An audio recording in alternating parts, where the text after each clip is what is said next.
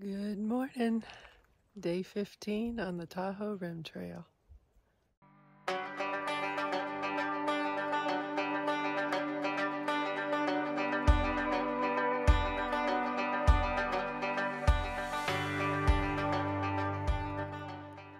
We have what you call a NERO day. It's not a long day. It's 7 miles to Brockway summit from Watson Lake. And that is where our car is. So we are going to be heading into Incline Village today. We will spend the night there and then drive over to Carson City where we will have our 0 day and then finish up the trail. We're gonna go from Mount Rose down to Marlette and Marlette to Spooner, and then we'll be done. So really we have 3 days of hiking left. Today would be considered a NERO because it's not real long miles. The stars and the moon were so pretty last night. We've had really bright moons. It's not a full moon, but it's bright, and the stars were just stunning. Yes, we have a visitor. It is 7:30. We are on the trail. I dumped the lake water. I'm gonna fill some up at the stream coming up. Our terrain should be mostly down for the first few miles. And we have a mile up. And then I think it's down till we get to our car. I packed my bag a little different today. I didn't put my quilt in its compression sack. I didn't do that today. It feels okay. So I may not use the compression sack. I think I like the compression sack when there's a chance of things getting wet. Then it really does protect your sleeping system. But it's so dry out here. I don't think I really need it. This is a stream, but I don't think it's the stream. I'm gonna walk just a little bit further. Much better. This one's flowing. This is where we're gonna get our water.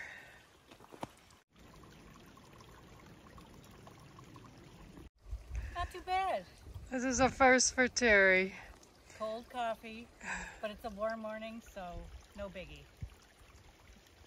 You can still see the moon. So we have 7 miles, so I have 1.5 liters in my bladder, and then I'll have probably 3/10 of a liter in here when all is said and done. We met a couple at our camp last night, their first night on trail, Gary and Denise. They did not want to be on YouTube, but I wish them well on their TRT journey. Looking at far out, there are no epic anything today. It's just a trail through the woods and a lot of road junctions. So that's okay. Not every day can be epic. It's still a privilege to be out here. The woods themselves are full of life. There's birds. I can hear the wind blowing in the trees. The sun is out. It's not raining. It'll be a good day. And you still get to see beautiful things like this. Had we done this trail as originally planned, we would have been backpacking from that campground all the way probably to the California-Nevada border, and the only water source would have been that, but we had a cache set up at the Brockway summit, so 6 miles from there. And then we would have had to gone, I don't know, 10 more miles, I think, with that carry. And then the next morning get to a water source, either Gray Lake or the reliable spring just past it. So, and it would have been all uphill once you got to Brockway Summit. So I like the way we did it. It's a little easier, I think. I don't know, Terry's feet are paying the price for those couple of 20-mile days. But we have just to get through today and 2 more, and then we can call it done. These signs are all off. This one says Watson Lake, basically 6 1/4 from the Brockway Summit. But it said 7 back there, so I don't know. I like what this says though. 5. We'll take it. There's like cars up there. Yeah. I think this area's, definitely been logged. Just some random thoughts. I carry a Big Agnes ultralight HV 2-person tent.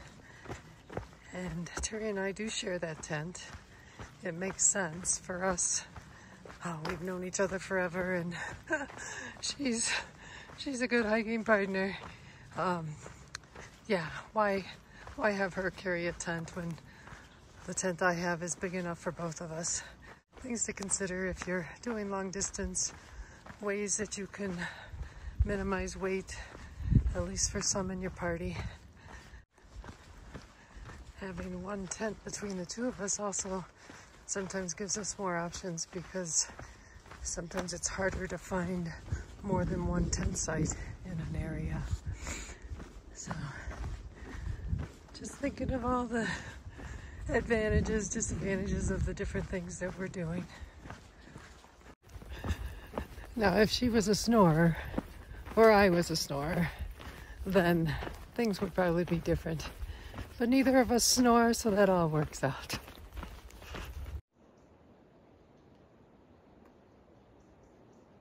Other random thoughts.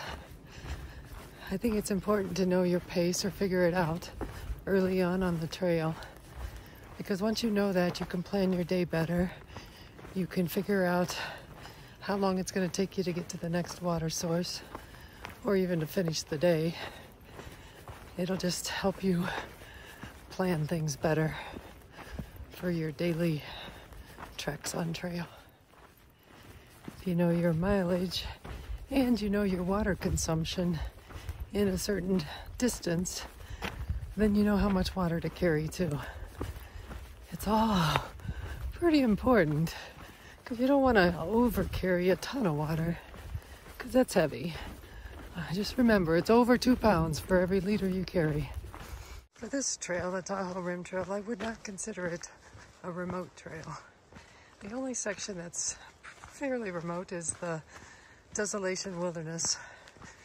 There's a couple of days in there that it would be harder to get out, but you could actually slack pack this entire trail. The Tahoe Rim Association now has a list of how you can make that happen. It all depends on your interests and how you want to get this trail done.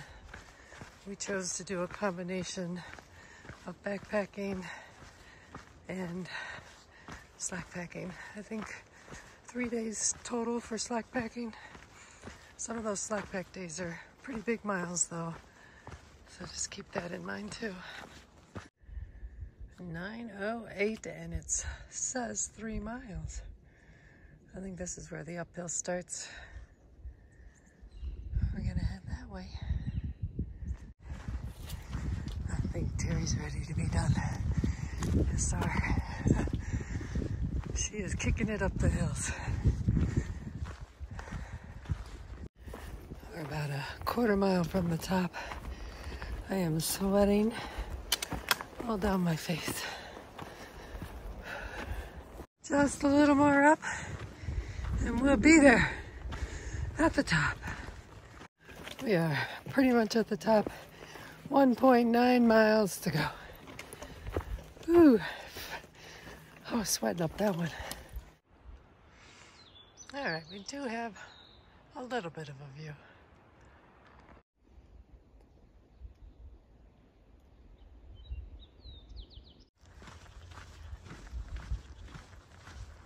Still some flowers blooming.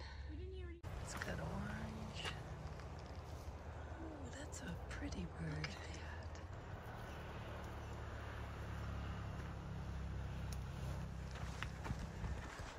You can hear the traffic from that Highway 267. It's just up the hill. 3/10, and we'll be there. Yeah, we will have about 25 miles left to do. It's close. So fairly even-keeled day. We had a couple of views of the lake, and other than that, a lot of roads crisscrossing the trail, dirt roads, and it looked like a lot of things were logged, so there were some open meadows. I did see a beautiful bird, that yellow with the red. Never seen one like that before. So we just need to get up this little hill and we'll be back to the car. Well, woohoo, 25 left. It's nice people leaving water because it is such a dry stretch. This side of the water jugs is all called for. They're very trusting that nobody's gonna take it. This is all people can take as they need. At 10:27, that was some good downhill. Of course, you come off trail and you gotta eat. Looks like Sarah's got a hash with eggs. Nice setup. Miss Terry used some points.